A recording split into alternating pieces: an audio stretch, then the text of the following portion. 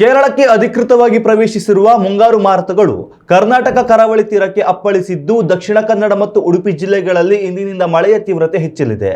ಹವಾಮಾನ ಇಲಾಖೆಯು ಮುಂಬರುವ ದಿನಗಳಲ್ಲಿ ಅತ್ಯಂತ ಭಾರಿ ಮಳೆಯಾಗುವ ಮುನ್ಸೂಚನೆ ನೀಡಿರುವುದರಿಂದ ಕರಾವಳಿಯ ಅವಳಿ ಜಿಲ್ಲೆಗಳಲ್ಲಿ ಆರೆಂಜ್ ಅಲರ್ಟ್ ಘೋಷಿಸಲಾಗಿದೆ.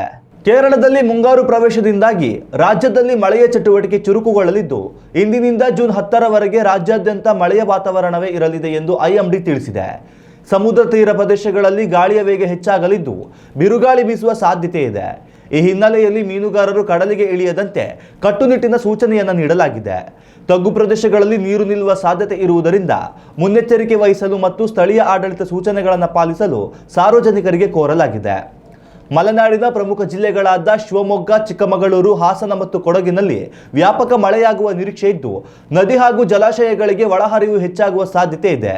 ಇತ್ತ ಉತ್ತರ ಒಳನಾಡಿನ ಜಿಲ್ಲೆಗಳಲ್ಲೂ ಜೂನ್ 10ರವರೆಗೆ ಗುಡುಗು ಸಿಡಿಲು ಸಹಿತ ಮಳೆಯಾಗುವ ಮುನ್ಸೂಚನೆ ನೀಡಲಾಗಿದೆ.